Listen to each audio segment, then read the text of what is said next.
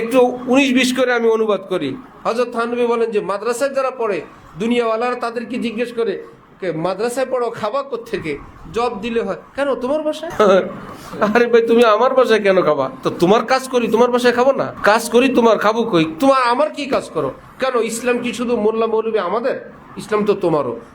তুমি দোকানদারের ডিপার্টমেন্টে গেছো, আমি ইসলামের ডিপার্টমেন্টে আছি। আমি তোমার কাজ ইসলামের হেফাজতের ওই কাজটুকুন করি, আর আমার রুজির করার ব্যবস্থাটা ওটা তুমি করো। এই জন্য আমারটা ভাগ করে আমি তোমারে দিয়ে দিই, তোমারটা ভাগ করে আমারে দিয়ে দিবা।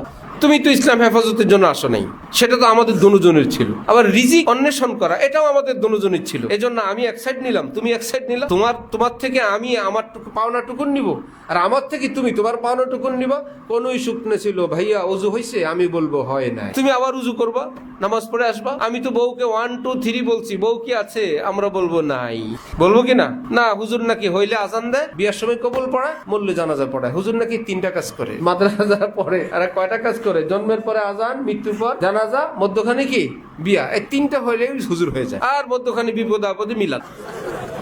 হুজুররা ঘুরে ফিরে এই মিলাদ করে।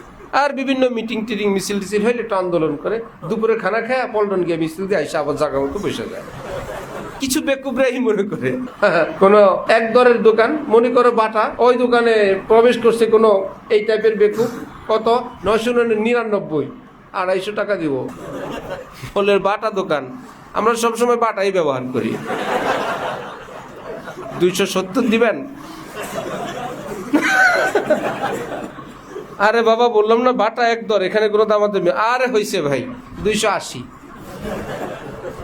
এই হলো জ্ঞানীর অবস্থা। আমাদের উস্তাদ হযরত মাওলানা আবু সাঈদ কাশিয়ানী হুজুর এক মাদ্রাসা বন্ধের সময় হুজুরের কাছে ফোন আসছে গোপালগঞ্জে, যে আমাদের বাড়িতে একটু দোয়া করার জন্য 8-10 জন ছাত্র উস্তাদ মিলে একটু পাঠান। হুজুর বললেন যে ভাইজান, মাদ্রাসা বন্ধ তো, কোনো ছাত্র উস্তাদ মাদ্রাসায় নাই, দেওয়ার কোনো ব্যবস্থা নেই। আচ্ছা বুঝছি, ঠিক আছে, তারপরও 10 জন পাঠান। হুজুর বললেন, আপনারা বললেন আপনি বুঝছেন। আচ্ছা বুঝছি, আপনি কথাটা বুঝাইতে পারছি আমি। মাদ্রাসা বন্ধ, কোনো ছাত্র আমার ধারে কাছে নাই, আশপাশে কেউ নাই, পাঠানোর মতন কোনো ব্যবস্থা আমার কাছে নাই। ও বুঝছি তো ভাই, ও তারপরও 10 জন পাঠান।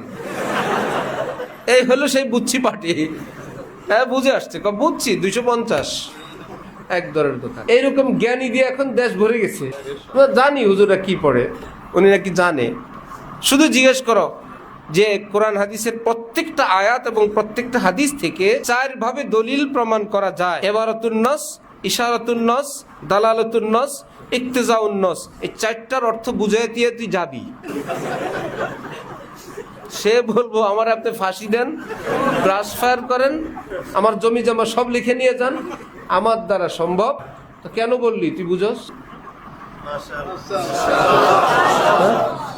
ইবারাতুন নাস, দালালাতুন নাস, ইশারাতুন নাস। হ্যাঁ, যদি একটু পণ্ডিত হয় বলবো এগুলো কি কোরআনে আছে? তখন তোমরা কি বলবা? অবশ্যই আছে। নাকি নিজেরা বানানো সব? না, সব কোরআনের। কোরআনের কি মুশকিল যদি বলে আমি তো পাই নাই। আমার সঙ্গে একজনে বলছিল, আমি ওটাই বললাম, সে পায় নাই। আপনি কি কাশ্মীরি সাহেব বলছেন না ইমাম গাজালি বলছেন? আপনি কোরআনে পান নাই?